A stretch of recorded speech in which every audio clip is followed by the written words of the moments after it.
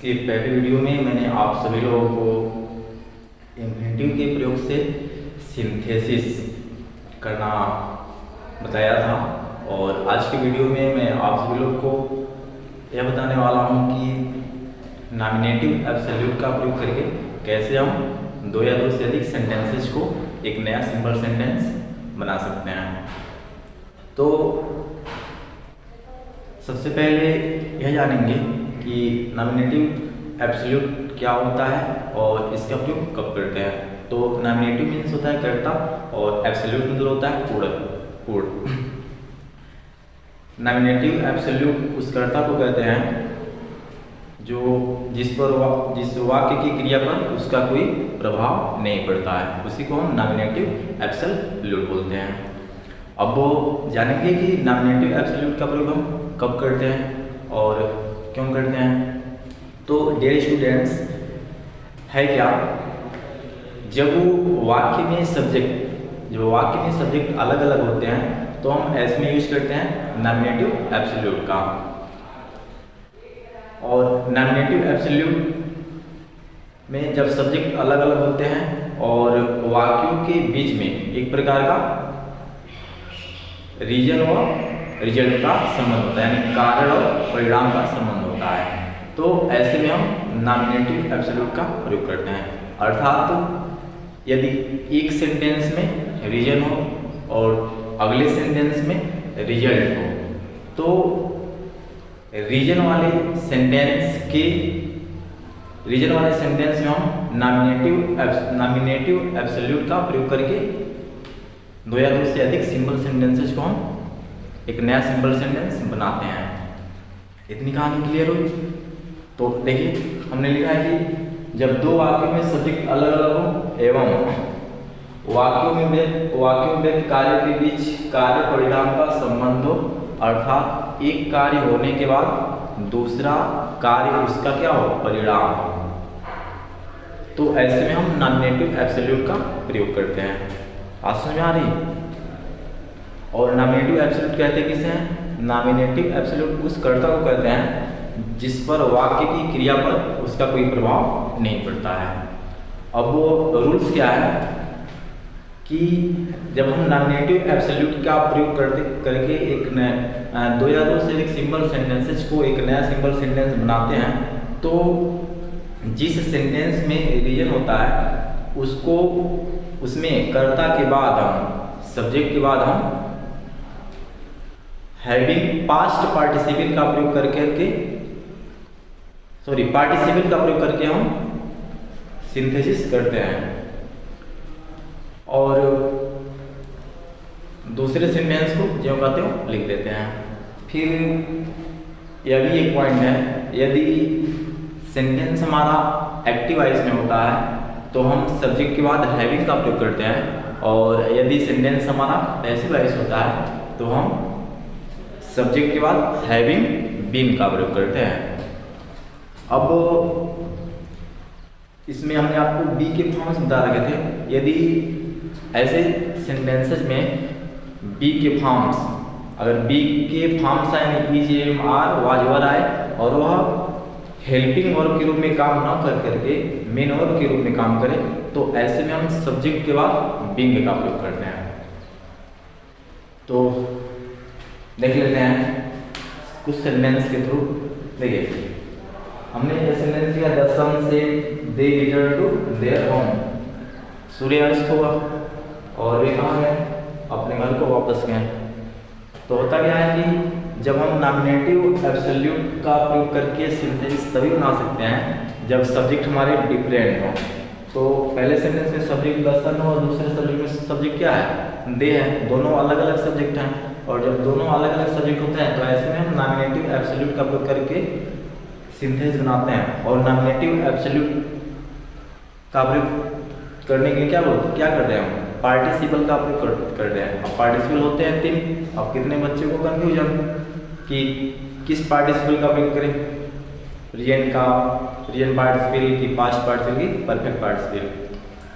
तो देखो भाई, इसमें हम परफेक्ट पार्टिसिपल का प्रयोग करते हैं। जब नॉमिनेटिव एब्सोल्यूट के प्रयोग से हम दो या दो से अधिक सिंपल सेंटेंसेस को एक नया सिंपल सेंटेंस बनाते हैं तो ऐसे में परफेक्ट पार्टिसिपल का प्रयोग करते हैं। अब जानो क्यों परफेक्ट पार्टिसिपल का प्रयोग करते हैं।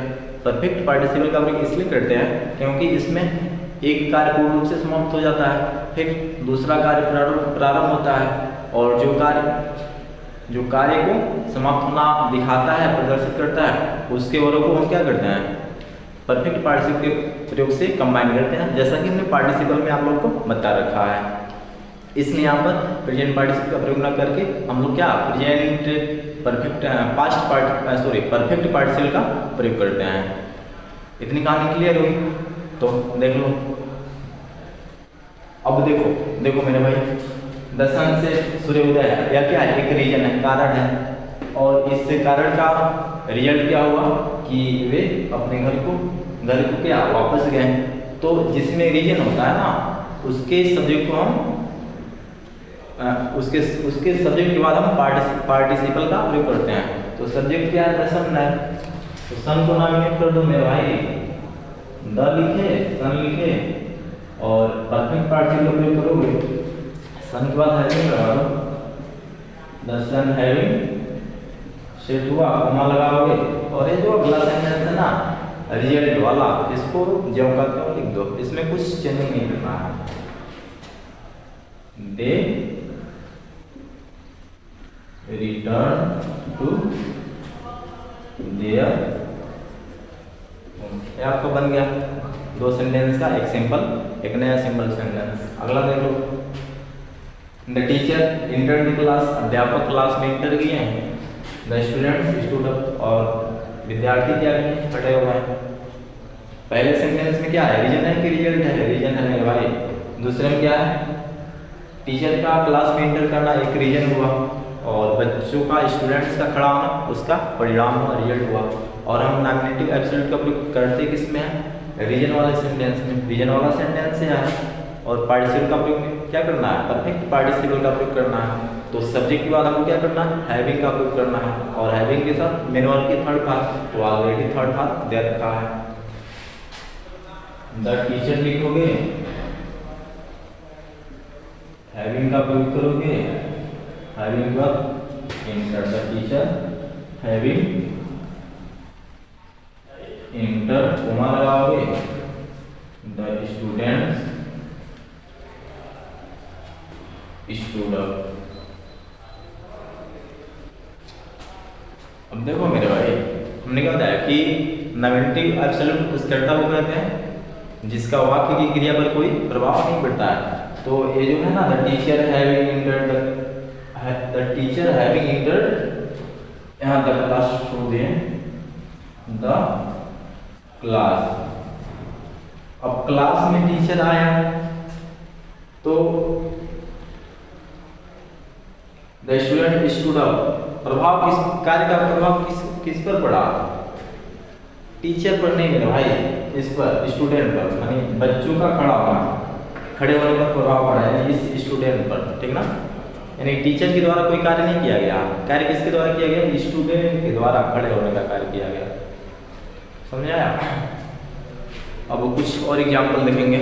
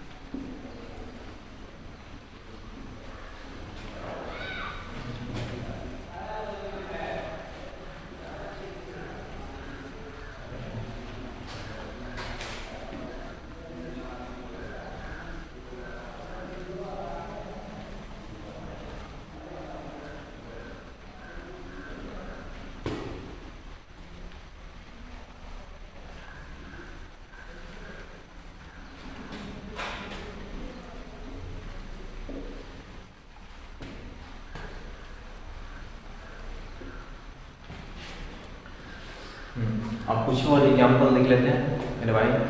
देखो हमने यहाँ लिखा है his behaviour was not good, it could irritate any man.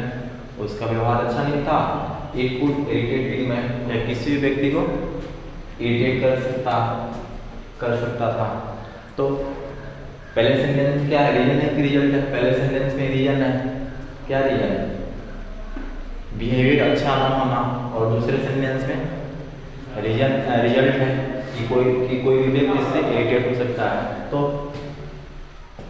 Subject अलग है, एक सब्जेक्ट इट है, दूसरे सेंटेंस में सब्जेक्ट इट है, पहले सेंटेंस में सब्जेक्ट हिज बिहेवियर है। तो रीजन वाले सब्जेक्ट को हम सब्जेक्ट में हम क्या करते हैं, परफेक्ट पार्टिसिपल का प्रयोग करते हैं। तो कर दो, यानी his behaviour,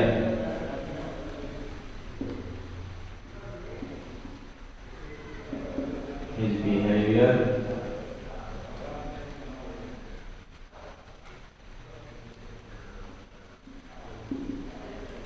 being not good, it could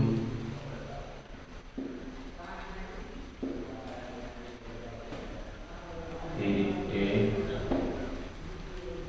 any। अब इसमें देखो मेरे भाई, यहाँ पर हमने being का प्रयोग किया। क्यों किया? क्योंकि एक्चुअली में देखो इस सेंटेंस में his behavior was not good, हमने एक कंसेप्ट आप लोगों को बता रखा था कि जो बी के रूप होते हैं, बी के फॉर्म्स होते हैं, इंग्लिश ग्रामर में दो काम करते हैं, हेल्पिंग और बनना, मेन और बनना। हेल्पिंग और को जब वो इनके पहले कोई मेन और आया, मेन और को जब इनके पहले कोई मेन और ना आया, तो वाज के बाद कोई मेन और आया या नॉट मेन और आया क्या, या फिर गुड मेन और आया। नॉट तो एडवर्ब लिंक्शन है, गुड क्या है, एडजेक्टिव है।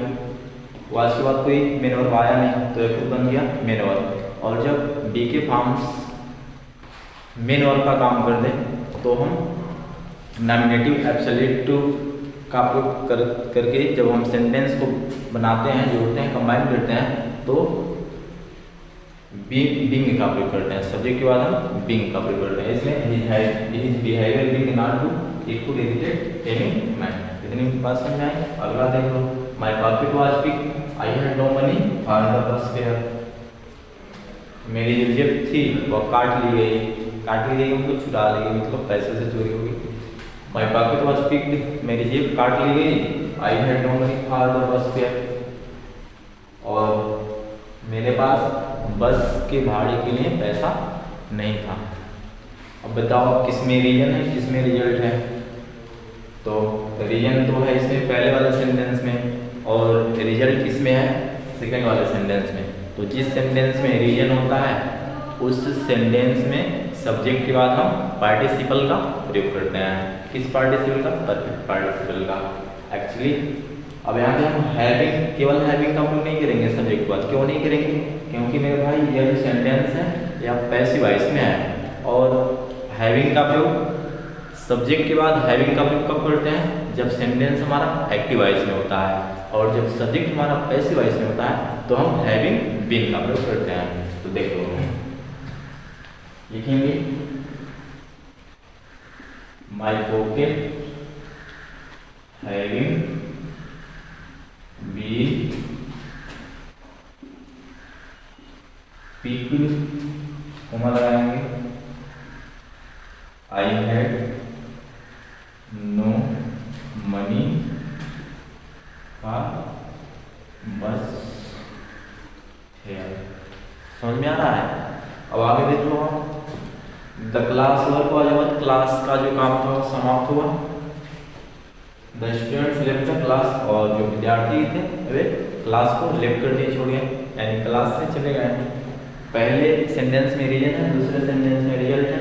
तो रीजन वाले सेंटेंस को हम क्या करते हैं, नॉमिनेटिव, रीजन वाले सेंटेंस में नॉमिनेटिव एब्सोल्यूट का प्रयोग करके सिंथेसिस करते हैं, और नॉमिनेटिव एब्सोल्यूट का प्रयोग करने के लिए हम क्या यूज करते हैं, पार्टिसिपल का। किस पार्टिसिपल का? परफेक्ट पार्टिसिपल का। तो यह भी जो सेंटेंस है मेरे भाई पैसिव में है। The class work was over, class work अपने आप तो पूरा होगा नहीं, किसी के द्वारा पूरा किया जाएगा, सब्जेक्ट इसमें नहीं है, हिडन है।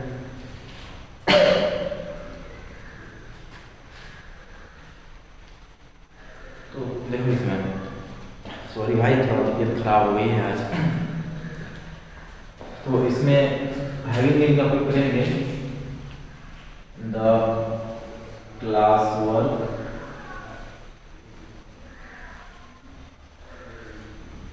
Having been over the students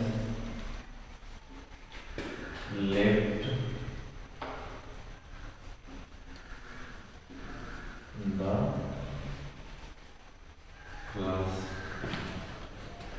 तो हमने आप लोगों को सिंथेसिस में combination of simple sentence into one simple sentence के थ्रू 3 रूल्स हमने बता दिए आप लोगों को। पहला रूल्स पार्टिसिपल का, दूसरा रूल इन्फिनेटिव के प्रयोग से सिंथेसिस करना, और तीसरा या नॉमिनेटिव एब्सोल्यूट के प्रयोग से सिंथेसिस करना। तो इन तीनों रूल्स के थ्रू आप लोग अधिक से अधिक एक्सरसाइज करें और जो ना समझ आए ग्रुप में शेयर करें, मुझसे पूछें। अब इसके अगले वीडियो में मैं पुनः आप लोगों को एक नया रूल्स के साथ आऊँगा, और रूल्स होगा केसिंग अपोजिशन का प्रयोग करके 2 या 2 से अधिक सिंपल सेंटेंस को मिला करके एक नया सिंपल सेंटेंस बनाना। तो आज की वीडियो में इतना ही। धन्यवाद मेरे प्यारे भाइयों एवं बहनों।